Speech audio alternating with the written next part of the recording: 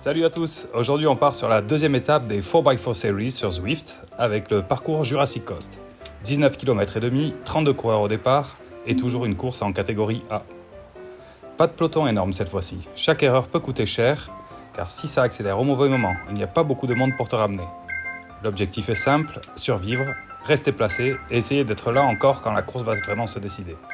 On voit tout de suite si ça tient ou si ça explose. C'est parti!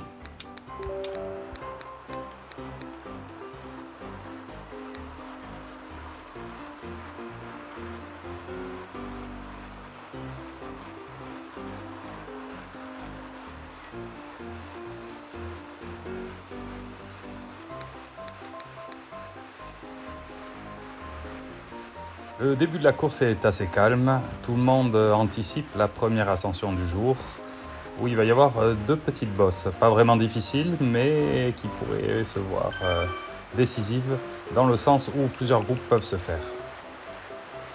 Il va falloir rester placé, faire la montée avec les premiers et pouvoir basculer en tête pour éviter toute cassure dans la montée.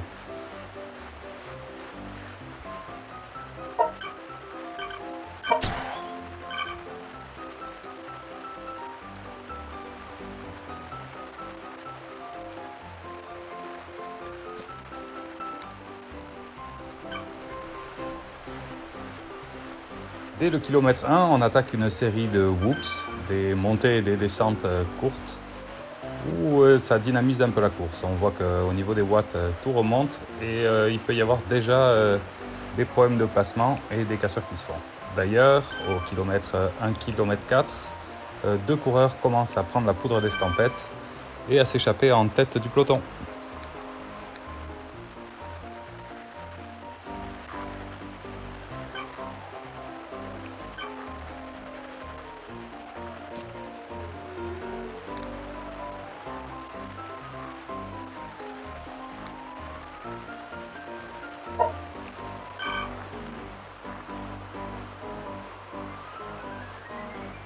Au kilomètre 2,5, on a attaqué la première petite ascension. On voit que les coureurs qui se sont échappés sont toujours en tête.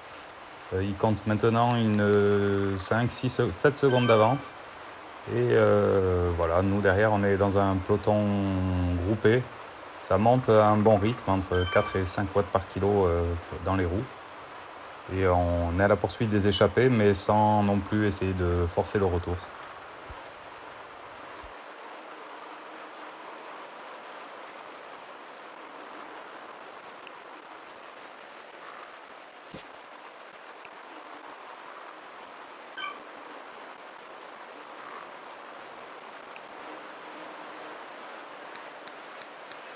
Au kilomètre 3,2, on arrive en haut de la première petite difficulté de la journée. On voit que quelques coureurs ont été lâchés, mais pas beaucoup. Le groupe est assez homogène. J'en profite donc pour relancer un peu en tête du peloton et pour éviter que les deux coureurs de devant ne prennent trop d'avance. Ils ont actuellement 12 secondes d'avance, 11 secondes d'avance.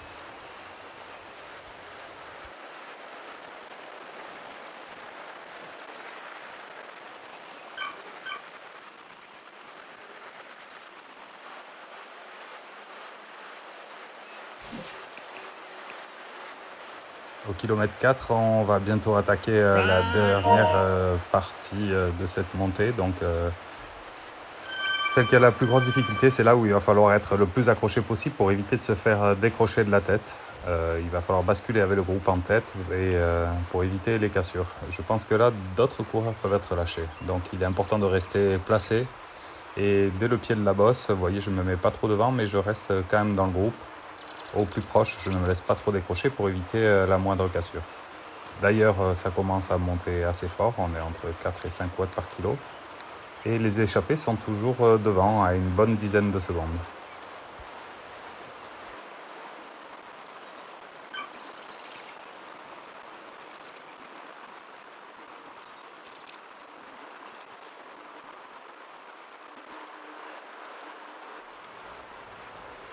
Kilomètre 4,8, on voit que sur la carte en haut à droite, que le groupe est de plus en plus étiré. Il y a des premières cassures qui se font, des coureurs qui sont décrochés.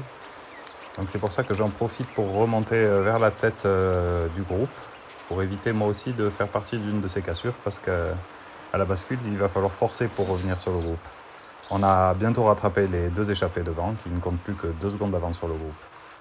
Et voilà, on arrive à la bascule et la principale difficulté de la journée est terminée. Maintenant, il va y avoir des descentes avec toujours des petites montées quand même assez régulièrement, mais juste des petits coups de cul. Donc là, en haut, on voit que le groupe est très étiré. Moi, je vais en profiter pour continuer un peu l'effort et essayer de faire mal au plus de monde possible, voire pour essayer de créer des cassures dans cette descente. Donc vous voyez, je me mets en tête du peloton et je relâche pas du tout mon effort, au contraire, même j'accélère pour envoyer le plus de watts possible. Et vous voyez, ça a la fonction d'étirer encore plus le groupe. On voit qu'il y a un groupe derrière qui essaye de revenir sur nous. Et moi, le but, c'est qu'ils ne reviennent pas. Parce que généralement, les mecs qui se font décrocher dans la montée, c'est les plus lourds et souvent, c'est les meilleurs sprinters. Et comme cette course va très certainement se terminer au sprint, c'est très important de pouvoir éliminer par l'arrière avec cette difficulté ce genre de coureur. Donc vous voyez, ça a très bien été compris, je suis vite suivi dans mon mouvement. Ça poursuit une descente assez rapide et du coup le groupe s'est réduit à une vingtaine d'unités à peine.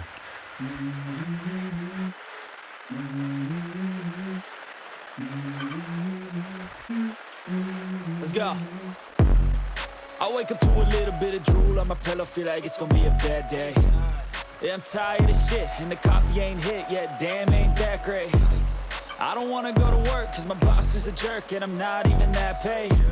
I need a change in my life, cause I don't feel alive, and there's nothing that makes me happy.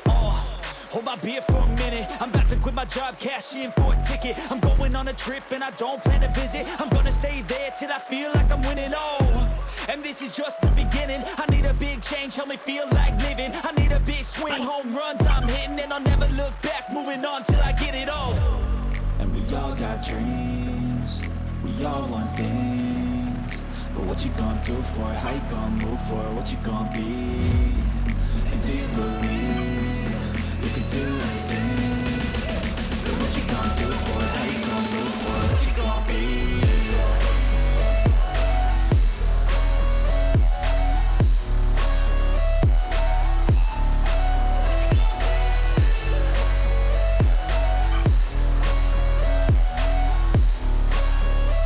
Let's go! Hey! Yeah, this is my life, my strife, my right to fight, to die on. And this is my game to play, to claim a brand new. Au kilomètre 14,6, lors du passage sous l'arche intermédiaire où un power-up était disponible, moi j'ai préféré conserver mon power-up de l'aérodynamisme pour le sprint, au cas où j'ai moins bien. J'ai préféré assurer. Il ne s'est rien passé, vous avez vu, pendant la quinzaine de kilomètres, enfin la dizaine de kilomètres qui nous ont séparés de la dernière intervention. Tout le monde se suit, tout le monde attend le sprint final. Donc il reste 4 km et demi avant l'arrivée. 2 coureurs accélèrent un peu en tête du peloton, créant une micro-cassure, et derrière ça réagit, ça allonge un peu le groupe. Et là, il va falloir faire attention de ne pas prendre de cassure et de ne pas se retrouver trop en queue de groupe pour éviter de laisser partir tous ces coureurs. Donc il suffit juste qu'il y ait un maillon un peu faible. Vous voyez d'ailleurs, il y en a un qui sprint pour se mettre dans les roues. Il a compris qu'il ne fallait pas faire la cassure. Il suffit d'une petite cassure et là, on ne revoit plus le groupe de devant. Donc je me suis assez fait piéger ces derniers temps avec les cassures. J'essaye de remonter petit à petit dans le groupe et je fournis un bon effort en faisant remonter mon cardio. Ça ne m'était pas arrivé depuis longtemps dans cette course. Devant, à 4 km, un coureur est parti et il commence à prendre de l'avance. Le deuxième n'a pas pu tenir sa roue et rentre dans le peloton.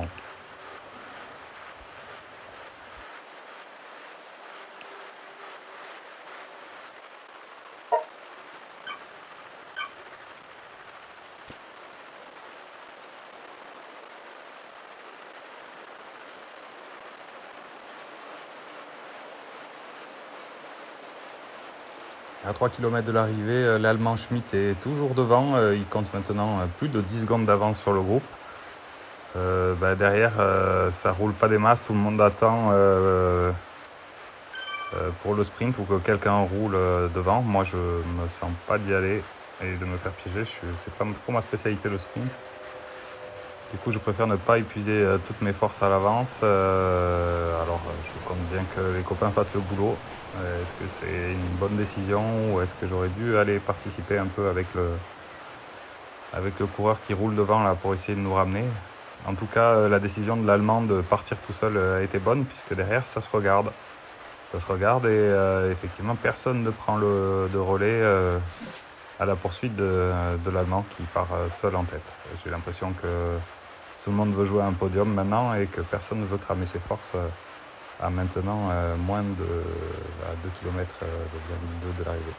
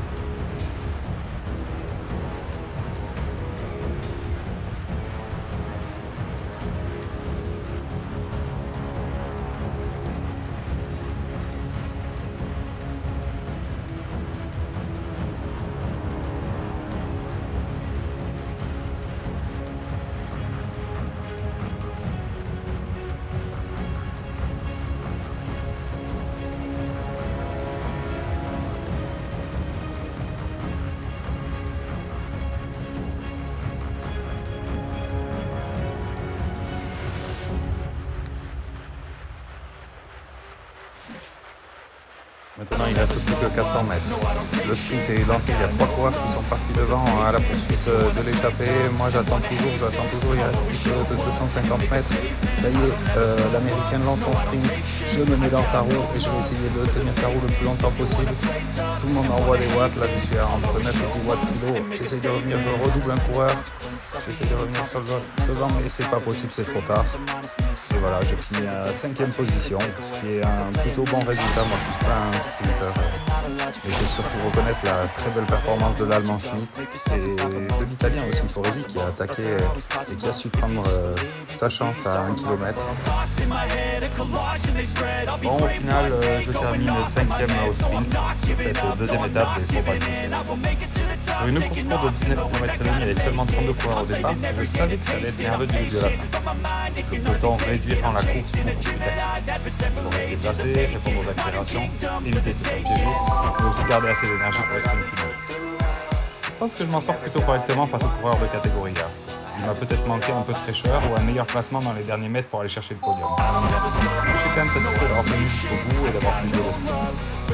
C'est une course assez intéressante à analyser parce qu'elle montre bien que le but n'est pas seulement une question de voie. Le placement, le timing, la gestion des efforts font vraiment la différence. Dites-moi en commentaire ce que vous auriez fait dans le final. Est-ce que vous auriez lancé plus tôt comme l'ont fait certains coureurs ou de me remonter peut-être avant le sprint, mais je pense que j'étais quand même pas trop mal placé. En tout cas, merci d'avoir suivi la vidéo. Pensez à vous abonner à What Daddy pour les prochaines étapes des 4x4 Series, les courses Swift et les aventures à vélo à Copenhague. A très vite pour la suite.